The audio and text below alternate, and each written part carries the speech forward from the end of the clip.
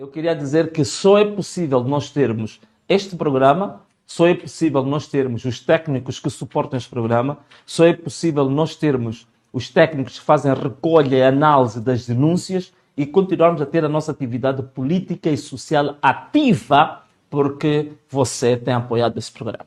E você realmente que quer que esse programa continue vivo, que esta voz dos que não têm voz continue, digamos assim, representando e servindo como teu alto-falante, como teu microfone, você passa a apoiar esta causa. Nós temos aqui, aí no nosso rodapé, as nossas contas móveis, portanto, a nossa conta de M-Pesa, 8453 96 305, a nossa conta de Iemola, 8653 96 305. Mas também você tem a conta de PayPal, que é o meu e-mail, venamondlane@gmail. Portanto, você pode enviar também para o PayPal, sobretudo o pessoal que está na diáspora e o pessoal que neste momento não quer usar as contas móveis, quer contas um pouco mais discretas para fazer a sua contribuição. Então, olha, muito obrigado, nós contamos.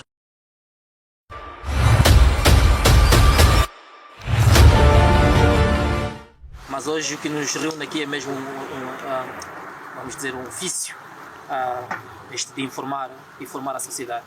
Portanto, permita-me colocar a primeira questão.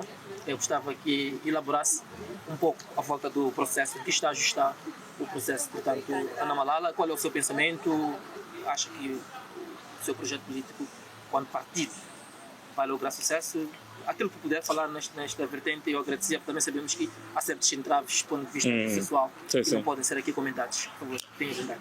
Ok, muito obrigado Clemente pela oportunidade, também dizer que aprecio bastante o teu trabalho e também sou muito solidário com as tuas lutas, sei que não são poucas, tens passado por vales, por serpentes, por escorpiões, e Deus está contigo te protegendo, então estou muito solidário com a tua luta, que é uma luta muito nobre.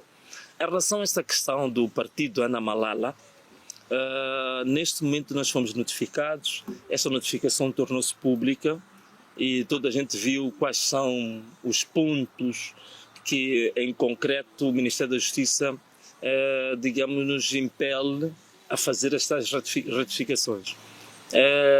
Há muitos detalhes de ordem técnico-jurídico, para dizer a verdade, que podiam levar um debate interminável, mas em termos concretos, em termos práticos, nós submetemos, digamos assim, um ofício que responde às solicitações feitas pelo Ministério da Justiça e muito proximamente nós vamos aparecer em público, creio eu, sou uma pessoa de muita fé, creio eu que vamos aparecer em público a responder o grande anseio que as pessoas têm, porque as pessoas querem uma instituição política onde podem gravitar todas as suas ideias, posições e continuarmos essa luta pela liberdade de expressão, pela democracia, essa luta contínua pelos mais desfavorecidos, aquilo que eu acabei sendo cognominado ao longo do tempo, sermos a voz dos que não têm voz. Yeah. Se isto fosse uma manchete de jornal imprensa, eu podia escrever que Venâncio Mondlane está otimista quanto à aprovação do partido Ana Malala. Sim, pode ser. Estou extremamente otimista porque eu já passei por situações das mais variáveis. Okay. Não é como dizia o apóstolo Paulo, dizer que estou experimentado para tudo. Eu estou experimentado para viver uma vida regalada, uma vida folgada, mas também estou experimentado para viver uma vida difícil, nos pedregulhos de perseguição, nas situações mais adversas. Então estou experimentado para tudo. Então já não me abalo muito com esse tipo de situação. Okay. A única coisa que eu agradeço todos os dias é Deus me manter com vida, de me manter o meu vigor intelectual, psicológico, físico e nunca perder os valores e princípios que sempre nortearam a minha luta. Então essa para mim é a maior gratidão que eu tenho da minha vida. O resto, as emboscadas, as armadilhas, as perseguições, os atentados, tudo isto é um pacote que eu considero que é a cruz que eu próprio aceitei e decidi carregar. Portanto, eu não posso reclamar disso. É algo expectável. Eu já esperava que não seria um processo fácil. Aliás, se o processo fosse fácil também não interessava, não é? Portanto, nessa vida eu sou daqueles que digo que fui predestinado para poder passar pelas coisas mais difíceis para provar de fato, quando tudo estiver ultrapassado, que não foi a minha sabedoria, que não foi a minha inteligência, que não foi a minha capacidade. Foi algo superior à capacidade humana que esteve sempre me conduzindo. Então, se o processo for fácil, eu vou dizer que o Clemente é inteligente, eu vou dizer que o Clemente é esperto, o Clemente é mau, nessa expressão que os jovens usam hoje. Mas no fundo, para mim, o Senhor Jesus Cristo é que é verdadeiramente mau na minha vida. Amém. Portanto, toda a honra, toda a glória que tenho recebido atribui ao Senhor Jesus. Mas nada. Eu sou produto disso. Okay. E, é assim, eu hoje não queria estar aqui a pregar, mas eu queria dizer uma coisa. Há várias formas de milagres. E às vezes as pessoas falam de muitos milagres. Um dos milagres que as pessoas gostam muito de falar é o milagre financeiro. Né? Quando você tem um teu bolso cheio de dinheiro, tem a sua conta bancária cheia de dinheiro, tem uma boa casa, tem um bom carro, não sei o quê, e a pessoa diz, eu sou muito abençoado. Porque materialmente, financeiramente, tenho poder, eu estou muito bem realizado.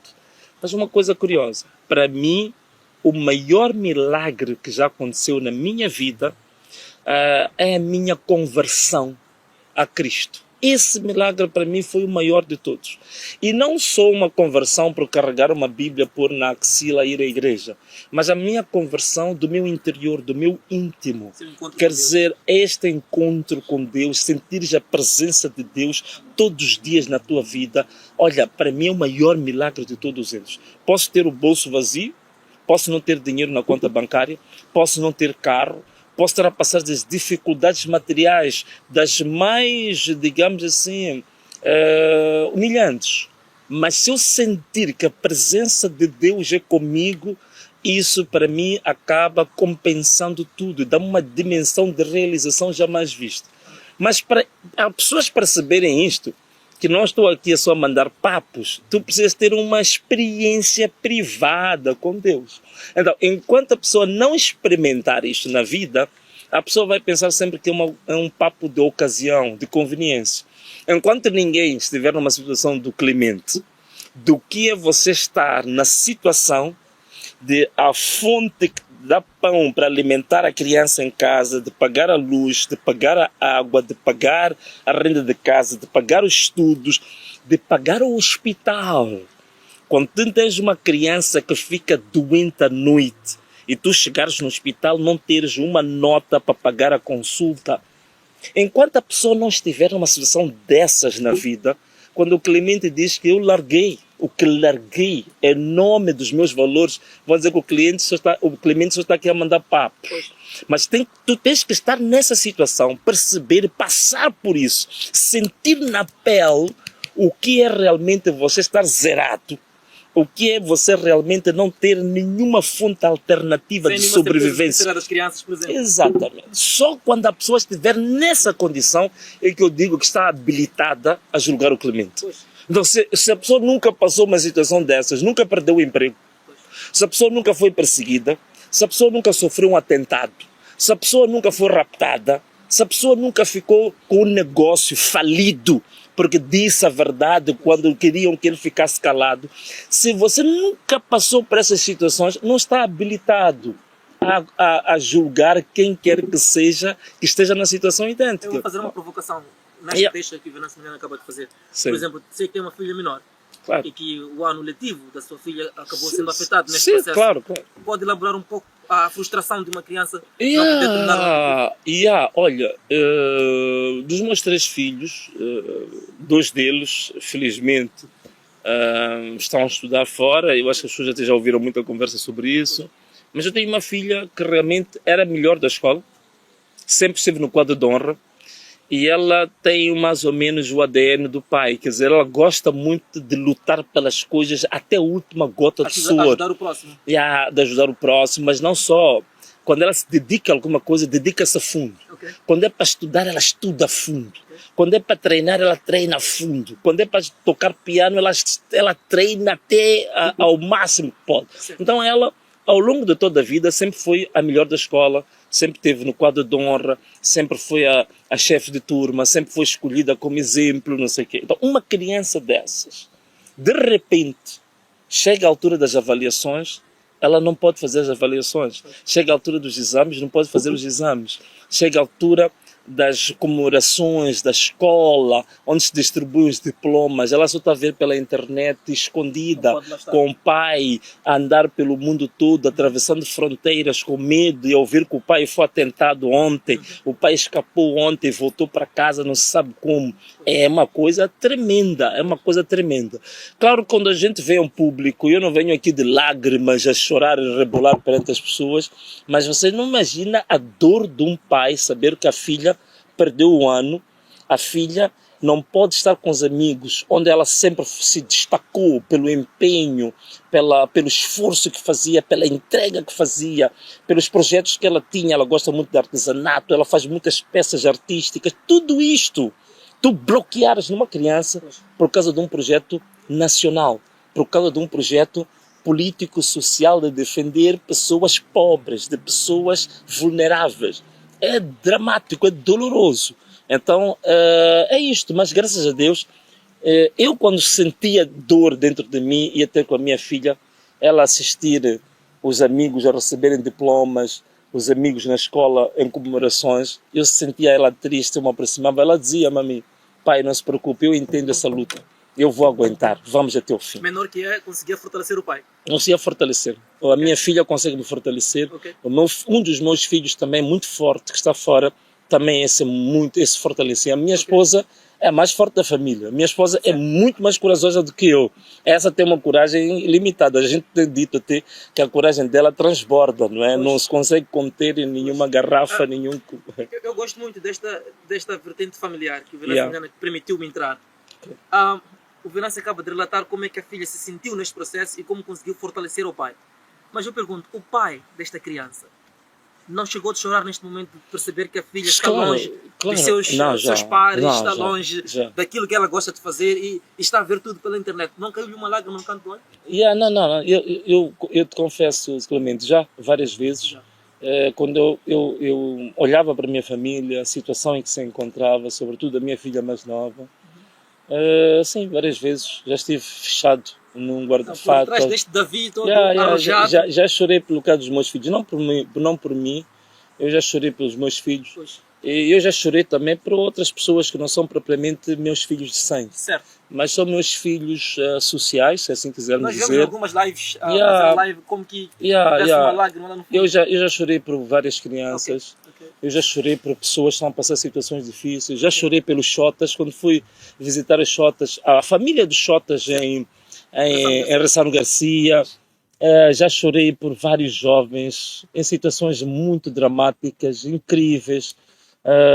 É normal, eu já passei por isso. Aliás, eu vou dizer uma coisa: o Salvador, o Messias, que é Jesus Cristo, também já chorou. Certo. Já chorou. Certo. Quando soube que Lázaro estava morto, apesar de ele ter todo o poder sobre a própria morte, ele, quando soube que Lázaro estava morto, ele primeiro chorou. Depois é que ressuscitou a Lázaro. Muito bem, muito obrigado por termos tido esta pequena observação, do ponto de vista emocional, do ponto de vista familiar. Eu gostava que saíssemos ligeiramente e entrássemos um pouco para a política. Mas antes de fazer a pergunta que é fazer agora, eu queria pedir para, em 2 minutos, 1 minuto máximo, falar sobre o projeto Sustenta. Vi há dias uma crítica que fez sobre este pacote governamental da administração News, que infelizmente vem sendo rotulado como um fiasco, um total fiasco. Por que, na sua ótica, o Sustenta foi um fiasco? Olha, o Sustenta foi um fiasco por algumas razões que eu vou aqui salientar. Primeiro, em matéria de transparência orçamental. Okay.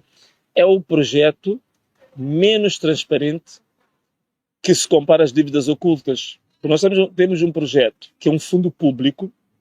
Na verdade, o Sustenta faz parte. É um subfundo. É um subfundo de um fundo maior que chama-se Fundo Nacional de Desenvolvimento Sustentável. Que temos 8 anos que nunca se apresentou nem sequer um rascunho das contas ou da prestação de contas deste fundo nem ao Parlamento, nem ao Tribunal Administrativo, nem sequer aos moçambicanos. Eu nunca vi um fundo neste país que ficasse 8 anos sem prestar contas absolutamente nenhumas e a mover muitos milhões de dólares. Este é o primeiro ponto. Segundo ponto, é o que o Sustenta fazia uma promessa de melhorar a vida dos agricultores familiares, chamados PAs, ou os pequenos agricultores. Ao longo desses 8 anos, a vida dos agricultores, do ponto de vista da produtividade agrícola, piorou. Ok. E hoje temos muitos dados que comprovam isso. A produtividade não aumentou. E uma das coisas graves que aconteceu, e há notícias sobre isso, é que a maior parte das chamadas sementes melhoradas que o Sustenta entregava aos pequenos agricultores, cerca de 50% delas não tinham chamado poder germinativo. Ok. O que isso quer dizer em termos simples? Eram sementes Foncon. Eram sementes falsas. Foi uma burla que eles fizeram aos pequenos agricultores. Estes são um dos pontos. O outro ponto é que também o Sustenta tinha o chamado a componente da mecanização agrícola, que era a questão dos tratores, a questão dos caminhões, das alfaias, que eram atribuídas aos chamados passes. Passes são os pequenos agricultores comerciais emergentes. Ok. Portanto, são mais ou menos agricultores médios. Estes agricultores que receberam estes kits todos, primeiro, 95% deles eram do Partido Frelimo. Portanto, o critério que foi utilizado foi um critério partidário. Logo já é uma 90%... política de exclusão. Sei já. Isto são dados. Isto são dados que existem, por isso eu fiz uma live e até pus as referências bibliográficas para quem quiser consultar. Eu dou todas as referências para ele encontrar esses estudos. Ok. Outra questão também é que a maior parte destas pessoas que receberam estes tratores não aplicaram na atividade agrícola. Ok. Portanto, aquilo era um expediente político partidário para, como é que posso dizer, não só acomodação, mas para manter as lealidades partidárias. Então, muitos deles usaram estes equipamentos para a campanha eleitoral, usaram estes equipamentos para a exploração madeireira, outros usaram para a exploração mineira. Na exploração agrícola, na atividade agrícola, só uma pequena percentagem deles é que utilizou para ser feito. Ok. Outro aspecto importante é em relação aos créditos. Portanto, foram dados vários créditos e muitas das coisas que faziam, o Fundo Nacional de Desenvolvimento Sustentável tinha um grande marketing, que era fazer aquela demonstração de cheques enormes que iam entregando às pessoas. A maior parte das pessoas que recebiam aqueles grandes cheques não recebiam dinheiro. Aquilo era uma farsa. Eu posso dar-te um exemplo concreto. Há um projeto, chama-se Beira Boi, que foi prometido 75 milhões de meticais, não foi dado nem um único centavo. Portanto, e não é o único caso, são vários. Aquilo era uma máfia, um marketing enganoso. Perdão. Não tem problema. Enquanto bebo água, eu vou elaborando outra questão dentro deste assunto. Se efetivamente vimos estes cheques gigantescos a serem entregues, é porque o governo havia chancelado, havia permitido com que esta verba fosse atribuída a estes agricultores. Sim. A pergunta aqui, não quero calar, é por onde exatamente é que foi este dinheiro? Não, essa aqui é a grande questão, porque eu fico muito admirado. Até agora aproveito para dizer-te em primeira mão, só preparar agora uma proposta para o Parlamento, Ok. porque já devia o Parlamento ter uma comissão parlamentar de inquérito para avaliar Ok. a situação do Fundo Nacional de Desenvolvimento Sustentável, a sua legalidade, a sua transparência e vários outros aspectos. E devia haver, num país normal, já devíamos ter uma comissão parlamentar de inquérito, mas até agora não tem. Ok. Portanto, significa que temos um parlamento hoje que é um parlamento quase monopartidário. Ok. Portanto, em termos de debate, em termos de produção de debate, de iniciativas legislativas, aquilo é um mesmo partido que está lá dentro. Este é o primeiro ponto. O segundo ponto é a Procuradoria. Portanto, neste momento a Procuradoria já devia ter agido. A Procuradoria é o advogado do Estado. Se existe um fundo que está sendo usado fora dos padrões da transparência, um fundo que está sendo usado com grandes indícios de desvio da aplicação, esse fundo deveria, neste momento, os gestores desse fundo serem julgados. Certo. Vou dar-te um exemplo muito simples, só muito simples, para tu perceberes o que é isso. O Fundo Nacional de Desenvolvimento Sustentável tem os seus administradores. Agora existe uma auditoria feita pelo Tribunal Administrativo que mostra que os administradores do Fundo Nacional de Desenvolvimento Sustentável, ao longo desses anos todos, nunca pagaram os impostos devidos. Dos 100% que deviam pagar de impostos, só pagavam cerca de 15% a 20%. E são muitos milhões de meticais que foram desviados, foram roubados ao Estado. Quando tu não pagas impostos, estás a roubar ao Estado. Não é? Foram roubados ao Estado. E existem dados, não do Venâncio. O próprio Tribunal Administrativo tem uma auditoria que mostra isso. A Procuradoria até hoje não abriu processo absolutamente nenhum para nenhum dos administradores do Fundo Nacional de Desenvolvimento Sustentável. Estou a dar um exemplo aqui muito simples sobre isso. Né? Existem provas hoje em dia de que as motorizadas, os tratores, os caminhões que o Sustenta apresentava eram os mesmos que eram transferidos de um distrito para o outro. Dar a entender às pessoas, está a haver distribuição de tratores em vários distritos quando usavam os mesmos tratores, usavam as mesmas motorizadas, usavam os mesmos caminhões. Que isto é grave, isto é um crime muito grave. A questão do Fundo Nacional de Desenvolvimento Sustentável é uma questão de indício de um crime de lesa pátria muito grave. Tão grave como foram as dívidas ocultas, também o Fundo Nacional de Desenvolvimento Sustentável e Sustenta, a mesma coisa. E admira-me até hoje, a Procuradoria está impávida e serena. Dados sobre isso são vários. Okay. O último dado, só para fechar esta questão do Sustenta, a OMR fez uma publicação sobre os números, as estatísticas apresentadas pelo Sustenta. Comprovou que o Sustenta publicava estatísticas enganosas, falsas ao público. Fez comparação entre dois inquéritos. Há um chamado inquérito agrário integrado e fez a comparação com os dados estatísticos do Sustenta. E notou que o Sustenta mentiu, mafiou, burlou, usou dados de longe, extremamente longe da realidade, falsos, manipulados. Portanto, tem todos os condimentos este projeto, dos seus gestores, desde o ministro até os administradores do Fundo Nacional de Desenvolvimento Sustentável, irem responder na barra da justiça. E o Parlamento não se pode calar, a sociedade civil não se pode calar. Portanto, isto é um problema, para mim, que está muito acima da questão política. Isto é um problema que lesou a pátria moçambicana, lesou o Estado moçambicano. Portanto, não é um problema de dizerem que isto é uma perseguição política. Ou não. Não, isto é um problema de lesa pátria. Lesou essa pátria com o projeto Sustenta. Vou pedir um ligeiro retrocesso à questão do Ana Malala, sobre a qual já nos debruçamos ligeiramente, mas eu gostava de que fizesse uma análise sobre aquele que foi o parecer do Albino Forquilha, que ontem, por sinal, vamos dizer que foi um colega do partido do qual acabou coligando, que é o Podemos, e houve uma certa amizade entre vocês, houve uma boa intrusão, mas este veio ao público e disse que o nome Ana Malala em si era uma espécie de uma incitação ao ódio, algo parecido. Como é que recebeu esta afirmação? Olha, é assim. Eu sou daquelas pessoas que quem me conhece sabe muito bem de que eu gosto muito, sou homem, usando uma expressão, uma gíria, para Fentex, né? É assim que se diz. Um homem go forward. Eu não gosto de ficar estagnado em assuntos do passado. A Bíblia diz que, há uma expressão da Bíblia que eu gosto muito dela, que diz que eis que tudo se fez novo. Então é assim que eu gosto de fazer as coisas. Na minha área profissional, por exemplo, as pessoas sabem como é que eu trabalhava. Eu era daqueles que ficava numa certa área, depois de um ano, eu percebia tudo o que se fazia na área, eu pedia para ir para outra. Porque eu não queria ficar em ciclos viciosos, eu quero sempre aprender coisas novas, desafiar-me a mim próprio.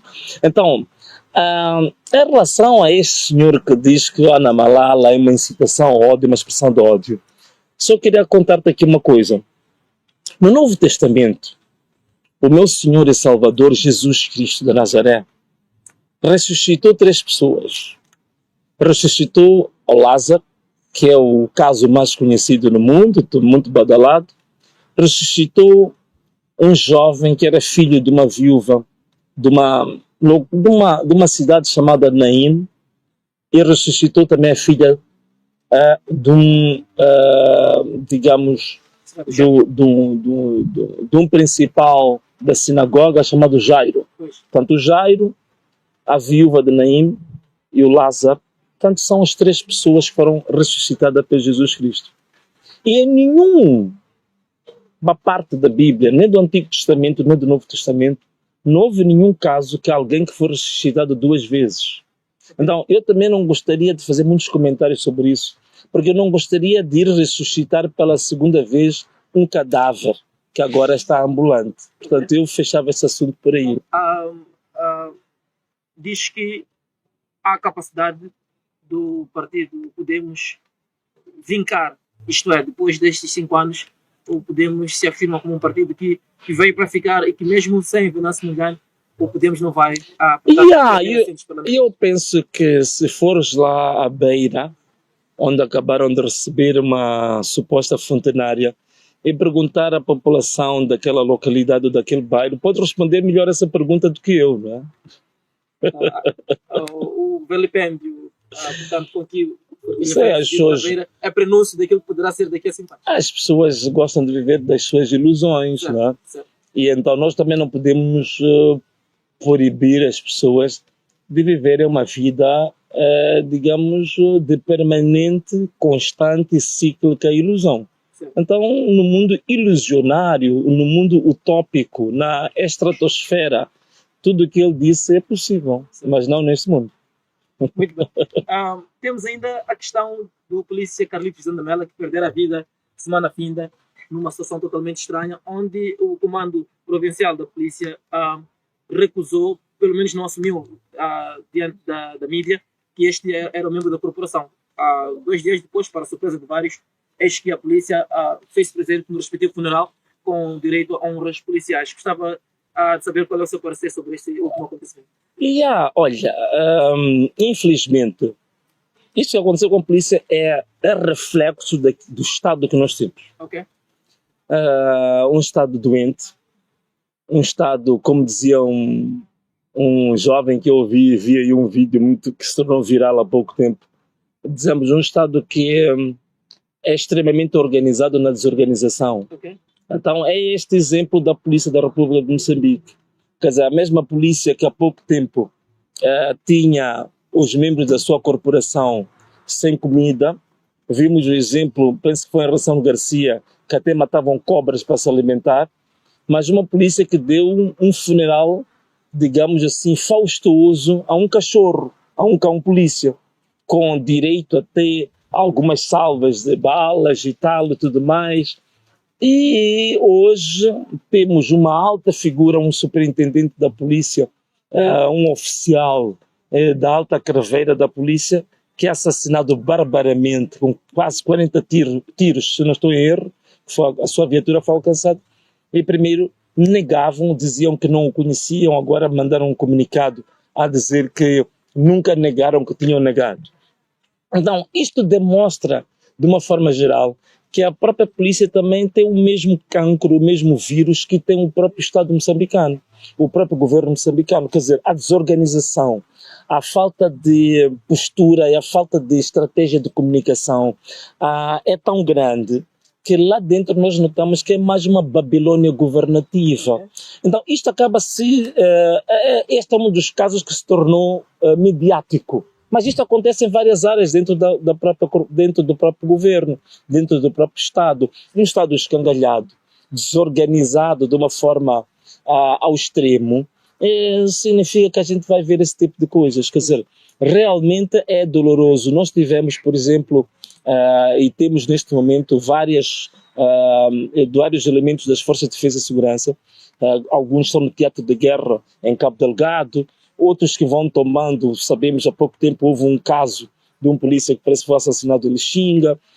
Temos vários polícias que perdem a sua vida em situações altamente lastimáveis e que não têm de forma nenhuma nenhum tratamento condigno, humano, humanitário da própria corporação. A única coisa que a corporação conseguiu assumir publicamente e até rapidamente até fazer um funeral condigno foi um cão-polícia. Portanto, isso significa que a nossa própria polícia ela está mais preparada para tratar dos seus cães do que propriamente dos seus quadros, não é? Nesta questão mesmo, só para fecharmos o assunto do polícia assassinado, algo curioso é que durante as manifestações a polícia, o Estado moçambicano negavam a violência quando muitas vezes lhes era atribuída e culpavam a juventude. Entretanto, esta mesma polícia várias vezes houve provas, até porque a Amnistia Internacional também tirou um documento que comprova que houve uso da força de balas reais contra a população e que a própria polícia chegou a matar pessoas. Quando vemos a mesma polícia que, dentro do espaço de 6 meses, era acusada de matar pessoas e meia volta num país onde o porte de arma não é tão aberto como a África do Sul, como o Brasil, os Estados Unidos, onde a arma em Moçambique sempre foi, pelo menos nos tempos atuais, sempre foi visto como algo difícil de se adquirir, algo proibido, e vemos um assassinato desta magnitude. Qual é a equiparação que podemos aqui fazer, Sr. Engenheiro? Num país onde a arma é escassa e de repente um homem é alvejado daquele jeito, aparentemente por 3 pessoas, mais de 40 tiros disparados. O que exatamente, que mensagem exatamente é que nos resta enquanto sociedade? Sim. Até porque a própria polícia, em algum momento, saiu de fininho sem assumir que este era o homem da corporação. Sim. É ou não indício de que aquilo que vivemos nas manifestações, hoje estamos a viver o inverso? Como quem diz, o tiro está a sair pela culatra e que os assassinatos estão a acontecer no seio policial. Não, mas é verdade. E essa é a oração que o povo tem feito. O povo tem feito a oração de que as armas que foram usadas para assassinar o povo acontece exatamente como aconteceu no tempo de Gideão. Okay. Que as próprias armas que foram usadas para cometer assassinatos, que no seio dos assassinos, essas mesmas armas sejam usadas para eliminar-se uns aos outros. Portanto, o povo tem orado. Olha, aquilo que se diz, as pessoas podem ter armas, podem ter blindados, podem ter gás lacrimogéneo, podem ter todas as forças de repressão, mas a voz do povo tem-se dito que é a voz de Deus. Okay. Então, esse tipo de atrocidades todas que andaram a cometer, nada disto vai ficar impune. Há uma coisa interessante que eu encontro um paralelismo. Na ciência do direito, dizem que a ignorância da lei não isenta ou não inocenta o infrator. Portanto, você não vai cometer um crime e depois dizer que não, é que eu não sabia. Você vai ser condenado à mesma, mesmo não conhecendo as leis. Okay. É a mesma coisa que acontece também no mundo espiritual. Okay. A Bíblia diz também que o que comete um determinado pecado, o que comete uma certa atrocidade, esse vai ser perdoado, mas vai ter que pagar pelo pecado cometido. Okay. É a mesma coisa. Tanto no mundo espiritual como no mundo secular, a lógica é a mesma. Então, as atrocidades que foram cometidas, as mortes que foram cometidas, isto é uma lei, é uma fórmula universal. Tarde ou cedo, as pessoas vão pagar pelos seus próprios crimes. Mas fora disso, o que eu também queria dizer, isso também demonstra uma coisa. Demonstra claramente que as nossas forças de defesa e segurança, elas estão capturadas pelo crime organizado. Há uma captura do Estado pelas máfias, pelos crimes organizados. Eu já falei sobre isso, que nós temos várias oligarquias dentro do Estado moçambicano, oligarquias criminosas. Há oligarquias só do tráfico da madeira. Portanto, há figuras que fazem parte do Partido Frelimo que dominam a questão do tráfico de madeiras. Tráfico de madeiras para a China, tráfico de madeiras para a Tanzânia, o tráfico de madeiras preciosas que não deviam ser exportadas. Há um grupo que domina essa área. Há um grupo que domina o tráfico de armas. Portanto, eles são especializados, é a área deles, ninguém deve se meter lá. Há um grupo que domina a área dos raptos e dos sequestros. Okay. Há um grupo que domina o tráfico de órgãos. Há um grupo que domina a área do tráfico de pessoas. Okay. Há um grupo que domina a área do tráfico de prostituição infantil. Okay. Portanto, há vários tipos de crimes que têm diferentes tipos de oligarquias. Okay. Então, é isto que eu digo que o próprio Estado foi capturado. E são esses que dominam as forças de defesa e segurança. É por isso que você tem uma situação como esta, em que esta alta patente da polícia recebe essa saraivada de tiros e eles procuram esconder. Certo. Procuram esconder por quê? Procuram esconder porque é uma coisa sabida. Procuram esconder porque é uma coisa planificada. Procuram esconder porque é alguma coisa que tinha sido devidamente planeada e que eles queriam, em certa medida, escamotear o caso. Quando notam que a dimensão mediática, que o debate público hoje com as redes sociais estava-se a agigantar, eles aparecem para retificar isso, emitindo um comunicado. Mas como vai saber, este caso, como tantos outros, não vai ter esclarecimento absolutamente nenhum. Essa promete investigação. Claro, essa é uma promessa, é um denominador comum, né? Isso parece um Pai Nosso, Ave Maria para os católicos, né? Portanto, isso a polícia sempre vai fazer. Isso já é quase que,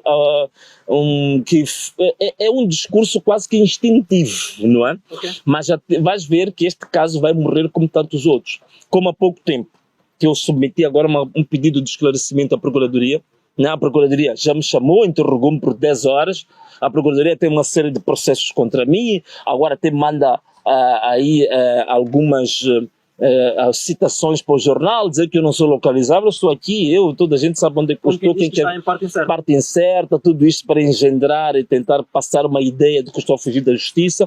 Não, tudo isto eles fazem com muita perfeição. Mas tu tens casos nesse país, gravíssimos, de crimes cometidos nesse país, que nunca tem esclarecimento. Até hoje, não é possível você ter mais de 600 pessoas que foram baleadas, mortas, tu não tens um único caso de um polícia que tenha sido processado. Não tens uma patente da polícia que tenha um processo neste momento a correr contra ele na Procuradoria. Quer dizer, tu não tens até hoje nenhum esclarecimento do caso de Elvino Dias. 25 balas que aconteceram em 19 de outubro, vamos fazer agora quase 8 meses, que tu não tens nenhum esclarecimento sobre isto. No caso de Elvino Dias, as 25 balas deixaram uma mensagem clara de que este senhor tinha que perder a vida, claro, segundo os mandantes. Sim. Foram 25 balas, inequivocamente, como quem diz, este tinha mesmo que morrer. Eu pergunto, quem teria tanta raiva de um aliado, no caso concreto do Carlitos Zandamela, para também garantir que fossem 40 balas? Porque há algum... Para mim, parece haver aqui sim. Cá para mim, me parece, pelo fato da polícia ter tentado escamotear esse caso, me parece isto mais uma luta, uma retaliação entre as oligarquias criminosas. Okay. As máfias internas dentro da polícia é que estão-se a matar. Okay. É que estão-se a matar, não estou a ver. Eu vi alguém dizer que é para um grande oficial, eu não sei o que é, bom, não sei, não conheço a folha de serviço dele, mas por aquilo que a nossa polícia tem nos demonstrado até hoje, isto para mim são as gangues que estão dentro da própria polícia que estão-se a matar umas às outras. É o que está a acontecer agora, né? Essa que é para mim mais reflexo disso do que propriamente de qualquer outra dedução que a gente possa fazer. Portanto, os bandidos estão-se matando. Como um bom moçambicano e ama Moçambique, como é que vê o seu país nos próximos tempos? Essa é uma boa pergunta, não é? Também vou virar ali para a câmara ali para falar sobre isso. Como é que eu vejo Moçambique nos próximos tempos? Moçambique tem 2 caminhos. Ou o nosso povo, os moçambicanos, decidem que de fato querem um novo projeto de sociedade. Quando eu falo de novo projeto de sociedade, não estou a falar de partidos. Porque essas coisas de partidos, isto está abaixo daquilo que são os valores supremos de uma nação. A nação está acima de partidos. A nação está acima de seitas. A nação está acima das religiões. A nação está acima dos grupos. A nação está acima de associações. Seja lá o que for, todo tipo de agregações e identidades estão abaixo da nação. A nação está acima. Se nós, como moçambicanos, queremos um novo projeto de sociedade, um novo projeto de nação, temos 2 caminhos. Ou nós nos conformamos que o país vai continuar um narco-estado, um estado capturado pelo crime organizado, ou então nós nos rebelamos e dizemos que basta e nós queremos agora quebrar com todo o paradigma do crime que dominou este país em 50 anos e nós hoje queremos um projeto de nação verdadeiramente democrático. Isto está nas mãos dos moçambicanos. Não é uma coisa inteiramente dependente do Venâncio, nem do Clemente, nem do Novunga, nem da Quitéria. Não, isto está muito acima disso. Tem que ser uma decisão de uma nação inteira, de uma geração inteira. Uma geração que tem que decidir que tipo de história que quer para o futuro. Da mesma maneira que na década de 60 há uma geração chamada a geração de 25 de setembro que decidiu que não queremos mais colonialismo e dedicou-se toda a geração para quebrar, para destruir o colonialismo para uma nova página na história que chamaram de queremos fazer o homem novo. Então, nós temos que decidir, moçambicanos. Nós queremos um projeto novo para Moçambique. Nós queremos um projeto para Moçambique livre do crime organizado. Queremos um projeto para Moçambique livre dos raptos, dos sequestros. Queremos um projeto para Moçambique livre do tráfico de drogas. Um projeto para Moçambique livre do desvio de fundos, da corrupção, de todo tipo de atrocidades governativas que foram cometidas ao longo de 50 anos, então temos que tomar essa decisão. Se nós tomarmos essa decisão, qual é o Moçambique que eu vejo? Se todos nós tomarmos esse caminho, qual é o Moçambique que eu vejo? Eu vejo um Moçambique, para mim, com as riquezas que nós temos.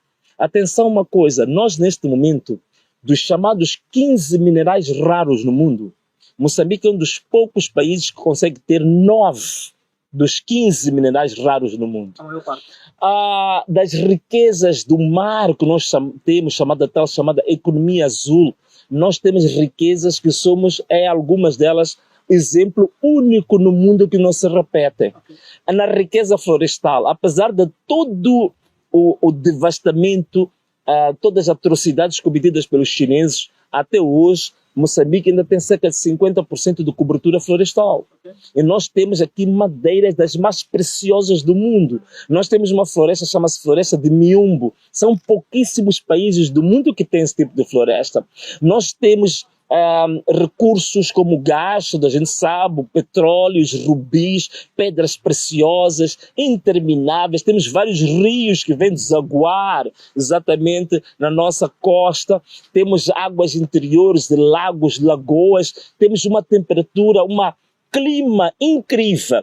No Kruger Park, tem que se regar o Kruger Park para os leões, os búfalos terem água. Em Moçambique você não precisa regar, é tudo natural. Portanto, é um país que Deus generosamente depositou riquezas imensas aqui. Então, o que eu vejo com um país verdadeiramente democrático, com um país transparente, de um país que se faz alternância política, de um país que verdadeiramente seja um exemplo? Estou a ver Moçambique, num período de 20 anos, a ser uma das maiores nações do mundo. Eu tenho sempre dito isso. Entre as 50 maiores nações do mundo, nós podemos fazer, nós podemos ser, se de facto eu, Clemente, cameraman, você que está aí em casa olhando para a tela, olhando para os meus olhos, tomarmos a decisão de dar um ponto final a 50 anos de crime, 50 anos de sequestro de uma nação pelo crime organizado. Se nós tomarmos essa decisão de dizer que isto basta, que isto deve parar por aqui e queremos uma nova etapa para Moçambique, em 20 anos, vejo Moçambique dentro das 50 maiores nações do mundo. Para isto se concretizar, o que é que Moçambique deve tirar e o que é que Moçambique deve colocar? Isto é, o que precisamos mais e o que precisamos menos? Olha, tudo isto tornar-se realidade.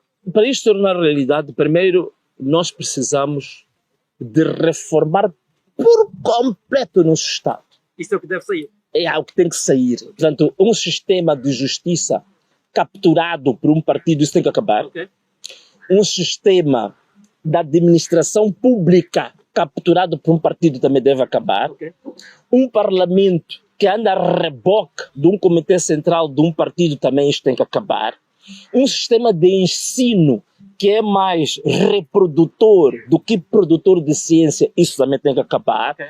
Portanto, é isto que nós precisamos. E depois também, acima de qualquer coisa, esta parte que eu gosto muito de falar dela, um país que dê oportunidade à criatividade e à inovação dos jovens. Certo. Nós temos em Moçambique dos jovens mais criativos deste mundo.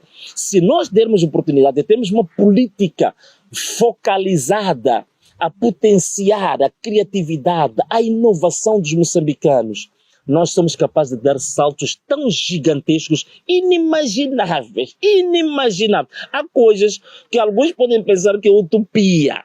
Mas se eu vos dizer a vocês que hoje nós temos um país africano que está a produzir um carro Mas esse país africano que está a produzir este carro, há 20, 30 anos atrás, era tão miserável que é Moçambique hoje. Mas eles apostaram na inovação, apostaram nas patentes nacionais, apostaram nos jovens, financiaram os jovens pelo seu mérito intelectual, pelo seu mérito de capacidade de produzir, de inovar, de criatividade. Exatamente. Então, é isto que nós temos que fazer. E acabar de uma vez por todas de colocar regulamentos de partidos acima da Constituição. A Constituição tem que estar acima de todo tipo de regulamentos, de todo tipo de classes, de todo tipo de partidos, de todo tipo de associações e organizações. A Constituição acima de tudo. Aí nós podemos concretizar aquilo que merecemos.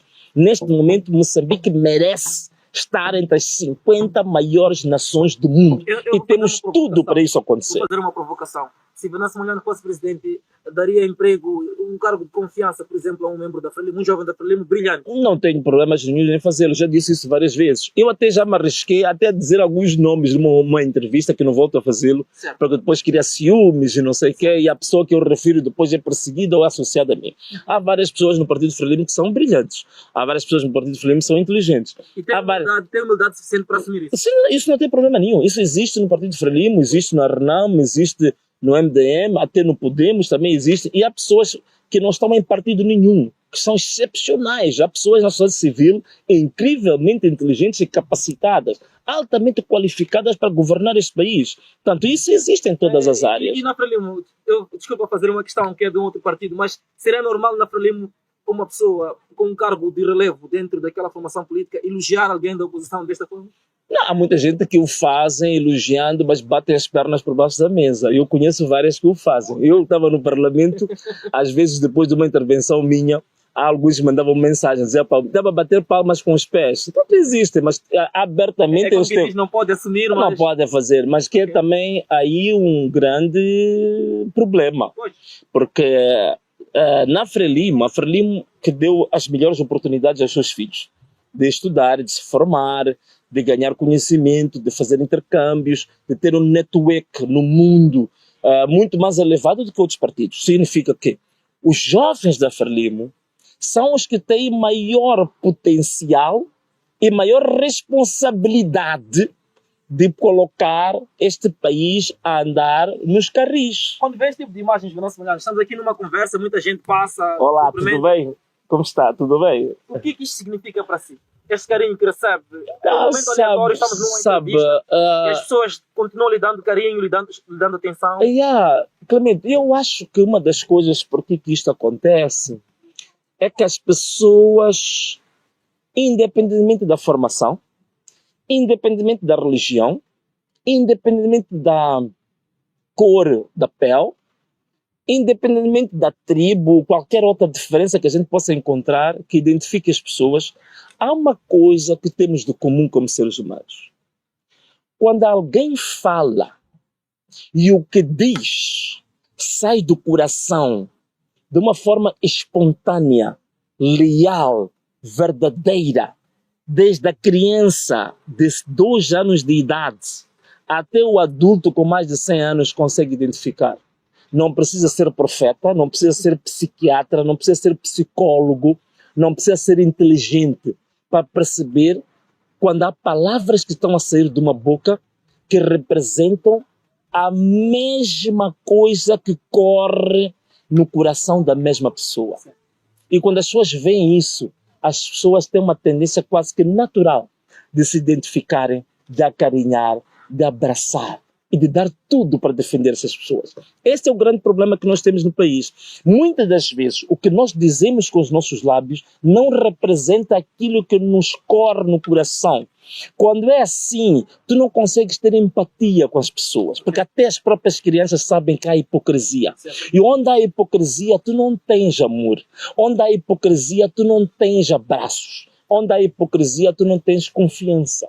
É por isso que há pouco tempo há um partido que fez um seminário aí, e tu vais notar, alguns que lá falaram, que são os tais ditos acadêmicos, tudo o que disseram pela sua boca não é exatamente o que o seu próprio coração crê. Então aquelas pessoas, quando saírem à rua, não há de haver ninguém para as abraçar. Por que dizem não há de haver ninguém. Sentem outra? Por que dizem? Não, mas esse que é o grande problema. Significa que se você diz algo que não representa aquilo que você sente, significa que você entrou para o campo da hipocrisia. Ok. Significa que Entrei você... por mim mesmo ou fui imposto? Mas sim, você pode ser imposto, mas você tem que saber se vai aceitar essa imposição ou não. Ok. Este é o meu caso. Há muita gente que critica, o Venâncio passou por vários partidos. E eu vou explicar agora em primeira mão porque que eu passei por vários partidos. Eu passei por vários partidos exatamente por causa disso. É que os partidos, com a sua disciplina partidária, sempre quiseram me impor condições e situações das quais eu não acreditava nem comungava com elas. Então eu neguei-me a ter que tirar coisas da minha boca, das quais o meu próprio coração não acredita nelas. Então o que eu fiz? Nesse caso, o que eu preferia fazer? Preferia me desligar da instituição. É por isso que eu me desliguei da Frelimo. Foi por isso que eu me desliguei do MDM. Foi por isso que eu me desliguei da Renamo. Por quê? Porque eu, neste momento, continuo a dizer uma coisa e que toda a gente tenha que saber. Eu não sou um indivíduo de espírito partidocrata. Eu não sou um fundamentalista de partidos. Para mim, partidos são instrumentos de luta, mas não são nada dogmático. Não é uma coisa para eu morrer por um partido. Eu nunca vou morrer por um partido. Eu vou morrer pelas verdades. Eu vou morrer por princípios. Eu vou morrer por causas. Partido para mim não é assunto para morrer por um partido. Assim, morro por uma causa. Não sabe, mas Venâncio Magalhães tem um certo respeito, uma admiração. Por exemplo, o seu último partido, dos grandes, falo do partido Renamo, sim, já tinha sido aconselhado por várias vezes a abdicar da sua membresia, da sua militância naquele partido e seguir por um caminho, vamos dizer, a solo, pelos próprios pés. Entretanto, o Venâncio, insistidamente, e me lembro também ter tido a oportunidade de entrevistá-lo por volta de 2023, 2022, 2023, em que afirmava em viva voz que haveria de concorrer pela Renamo e que não havia uma outra alternativa. Sim. Em outras palavras, conseguimos ver que havia da sua parte algum interesse em continuar. Sim. Porquê esta insistência? Não. É uma boa pergunta. Olha, eu cheguei a Renamo, primeiro porque eu tinha, no partido onde eu estava antes, conforme eu disse, isso eu vou explicar, acho que na quinta-feira vou ter uma pequena palestra, sou orador, vou dar alguns detalhes para as pessoas perceberem em concreto as coisas que aconteceram no Parlamento para eu largar os dois partidos em que estava. Vou dar exemplos concretos. Mas eu, quando chego a Renamo, por outras razões, também porque eu tinha uma relação afetiva muito pessoal com o presidente Afonso Dhlakama. E eu estive na Serra da Gorongosa em duas ocasiões. Na primeira ocasião, eu fui até metade da montanha. Foi em 2017, em setembro de 2017. Depois fui em abril de 2018, um mês antes dele perder a vida, que ele me levou até o cume da montanha, onde ele tinha a sua casa pessoal. Porque nessa altura ele já dizia que eu havia confiança suficiente comigo para me levar até a casa dele. Eu fiquei a conversar com ele várias horas. E eu, quando desci da montanha, eu já estava convertido na Renamo. Então eu decido entrar na Renamo, para além das razões que me levaram a sair do outro partido, porque eu percebi da pessoa que foi a figura lendária mais conhecida da liderança da Renamo, as razões mais profundas da existência da Renamo. Eu assumi princípios, a causa e a razão de ser da Renamo. É por isso que eu cheguei a dizer uma vez que eu senti que eu recebi o testemunho. Alguns entenderam que eu recebi o testamento. O testamento, eu não recebi o testamento de Afonso Dhlakama no sentido de que eu seria o líder da Renamo. Eu recebi o testemunho. Porque o testemunho é dado a qualquer um. Agora, depende se você quer receber o testemunho ou não quer. Eu recebi o testemunho da parte de Afonso Dhlakama. Significa que foi um compromisso assumido para levar avante aquela luta. Então, eu tinha um compromisso muito acima de ser um simples chefe. Eu tinha um compromisso assumido de ser um continuador daquela causa.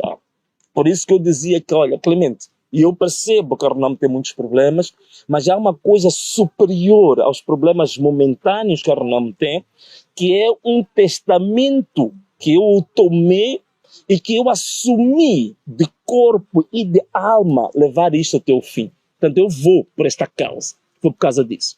Não é? Mas, logicamente, que as circunstâncias que aconteceram depois da Renamo foram aquelas que foram muito bem conhecidas. Quando eu notei que havíamos atingido a um ponto de divergência quase que insanável, aí eu decidi realmente sair. Já não havia nenhuma manobra e todas as possibilidades de sanarmos as nossas diferenças tinham sido esgotadas. E como tinham sido esgotadas, eu achava que haviam condições, até mesmo de legitimidade, para partir para um novo caminho. Tinha fé, Venâncio, que naquele momento que saiu da Renamo, seria, portanto, esta figura que agora está a ser vacinada, por exemplo, no meio desta entrevista, muitos acenos, muitas saudações, muito amor para consigo. Esperava, naquele momento que sai da Renamo, esperava mesmo que seria gigante, ou teve algum medo, alguma incerteza do seu caminho político? Não, quer dizer, esperar... Não teve medo que fosse seu fim político? Não. Quanto a isso, não. Okay. Eu vou ser muito sincero quanto a isso. Sabe por quê? Por uma razão muito, muito simples. É que eu chego à política, eu já era um ativista político. Eu, pelo menos, quando perco o emprego, fico na incerteza do Sim. Sem dúvida. Também comigo. Acontece com qualquer ser humano. Clemente, isso acontece com qualquer ser humano. Alguns podem confessar, outros não confessar. Mas isso acontece com qualquer ser humano. Eu já vinha de uma atividade... Eu fui ativista social durante muitos anos. Okay. Os que me conhecem... Já calçou os meus sapatos? Eu fui ativista social durante muitos anos. E não sou ativista social, eu fui ativista cultural também. Olha, eu antes de entrar na política, há um marco que ainda, na altura, na TVM ainda estava vivo. O Emílio Manique, um famoso radialista que faleceu, que era muito conhecido. O Emílio Manique já me chamou a mim para a TVM. Okay. Né? Acho que por volta dos anos 2000, penso eu. Hoje em dia não é fácil sentar na TVM e dar uma entrevista. Sim, fui chamado porque eu fiz a maior angariação de uma organização cívica, da sociedade civil, de bens para apoiar as vítimas das cheias dos anos 2000. Ele chamou-me para eu dar uma entrevista. Muita gente deve não estar a se lembrar disso. Portanto, eu já fui do ativismo. Estes convites à TVM ainda são frequentes? Agora já, é impossível. Então, estou a falar de coisas que há 25 anos, eu ainda estava na minha atividade, digamos, como ativista social. Certo. Vou dar aqui um exemplo disso. Certo. Eu já estive no ativismo cultural, portanto, eu cheguei a ser... Muita gente não sabe. Eu cheguei a ser colunista da maior revista literária do país, que é a Lua Nova, da Associação de Escritores Moçambicanos. Eu escrevia lá, eu tinha uma coluna para mim. Eu já fui ativista político também, não é? E fui comentador de televisão durante muito tempo. Então, eu já vinha com uma atividade social, política, cultural muito ativa. Então, quando eu entro para a política e tenho esse tipo de sabores, eu não fico com medo, porque eu sei que o que mais importa é você ter dentro de si um espírito inconformado com a realidade. É você ter um espírito ativista. É por isso que eu digo, eu sou um ativista emprestado à política. Okay. Então, quem é ativista, não interessa se hoje você é candidato a deputado ou candidato à presidência da República, ou se amanhã te afastam de tudo isso. Você nunca vai parar a sua atividade. Então, há pessoas que o dia que não está na lista como deputado, não entra na Assembleia da República, durante os 5 anos desaparece da praça.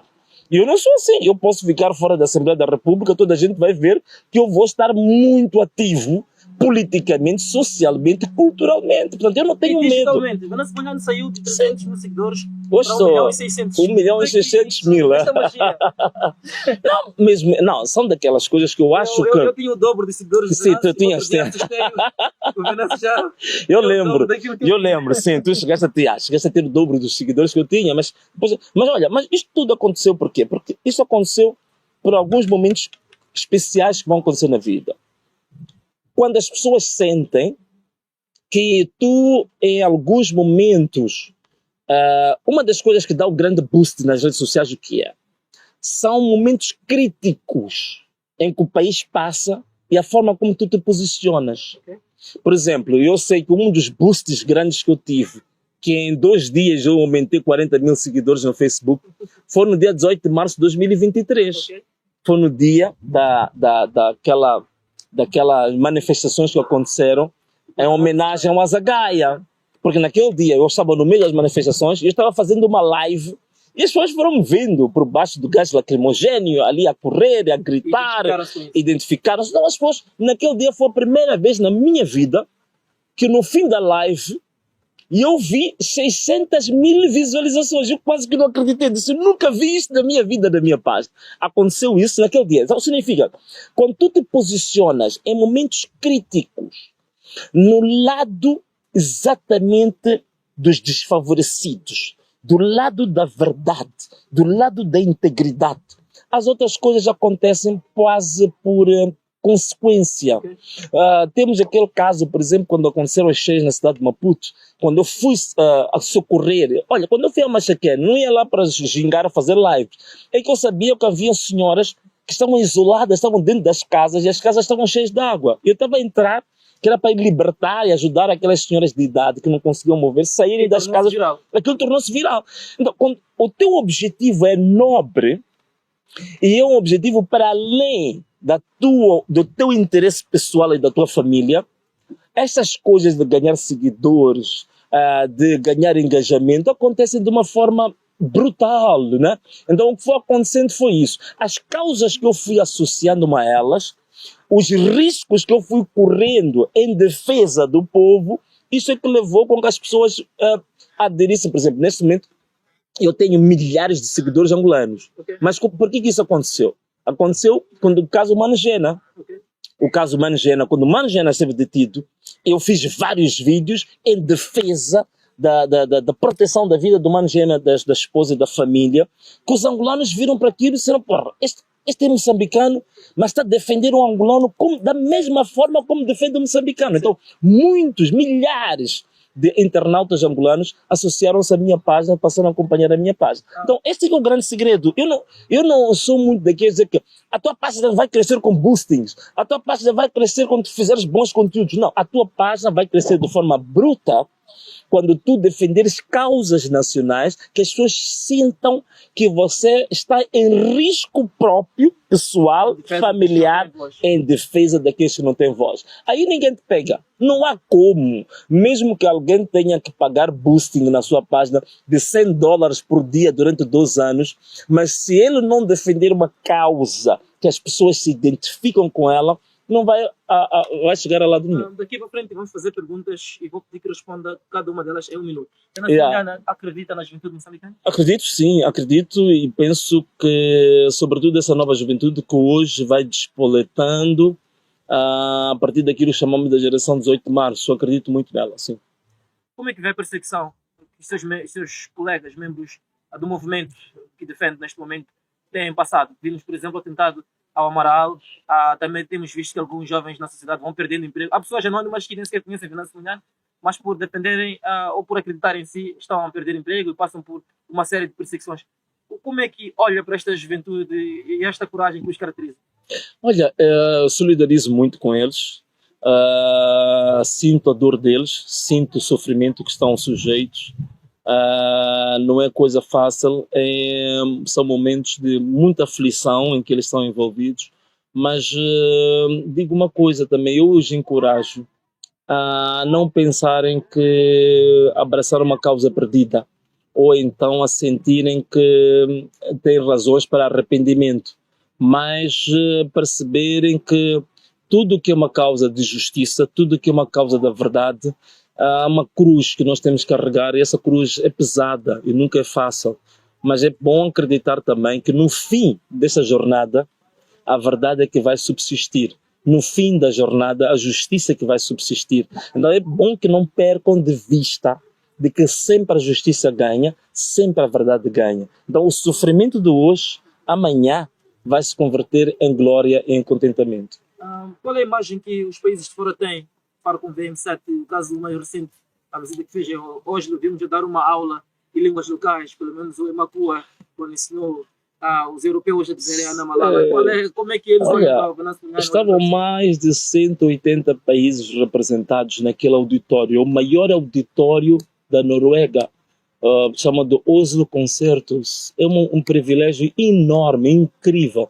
As maiores figuras da sociedade civil mundial, dos defensores de direitos humanos, dos financiadores das grandes fundações ligadas a direitos humanos e liberdades, estavam lá. Portanto, foi um privilégio incrível e até hoje recebo muitas felicitações, muitos contactos e a imagem de Moçambique de fato não era muito bem conhecida.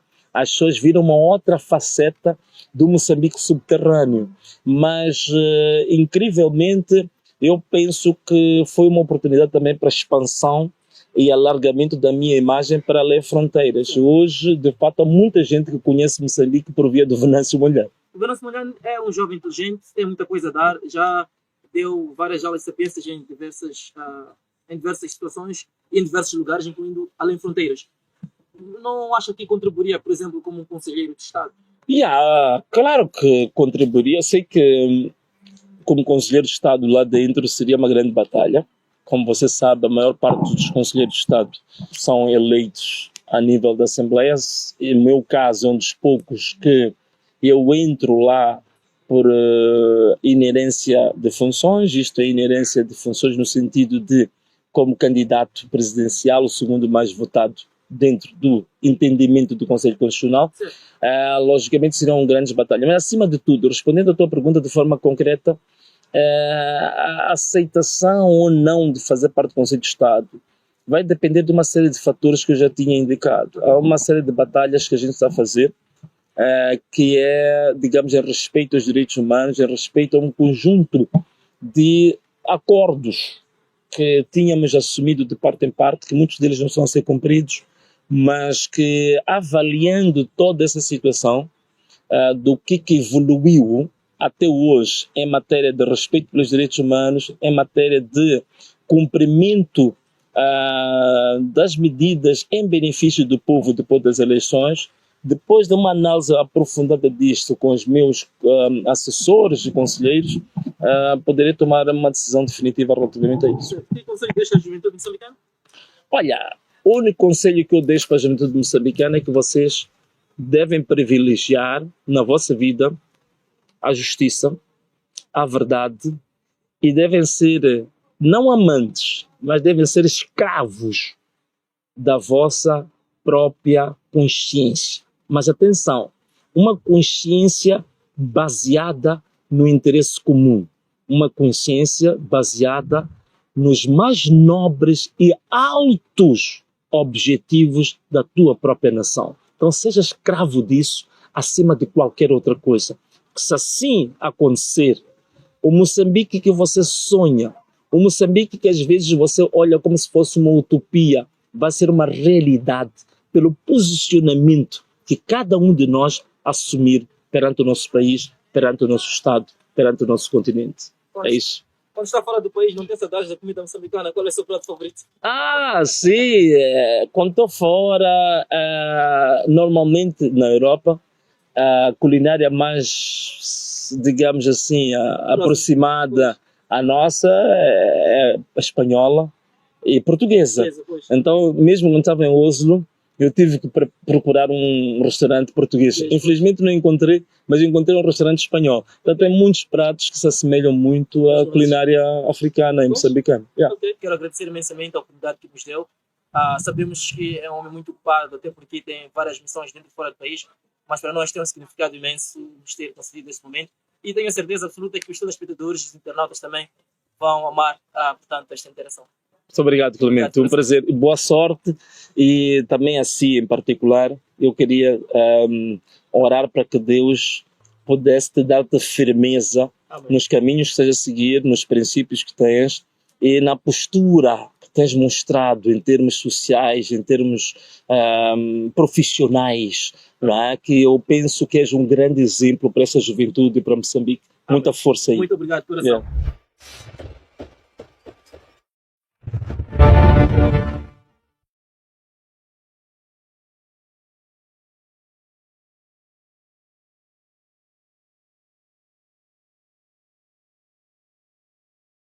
Eu queria dizer que só é possível nós termos este programa, só é possível nós termos os técnicos que suportam este programa, só é possível nós termos os técnicos que fazem recolha e análise das denúncias e continuarmos a ter a nossa atividade política e social ativa porque você tem apoiado esse programa. E você realmente que quer que esse programa continue vivo, que esta voz dos que não têm voz continue, digamos assim, representando e servindo como teu alto-falante, como teu microfone, você passa a apoiar esta causa. Nós temos aqui, está aí no nosso rodapé, as nossas contas móveis, portanto, a nossa conta de M-Pesa, 8453 96 305, a nossa conta de Iemola, 8653 96 305. Mas também você tem a conta de PayPal, que é o meu e-mail, venamonjana@gmail. Portanto, você pode enviar também para o PayPal, sobretudo o pessoal que está na diáspora e o pessoal que neste momento não quer usar as contas móveis, quer contas um pouco mais discretas para fazer a sua contribuição. Então, olha, muito obrigado, nós contamos consigo.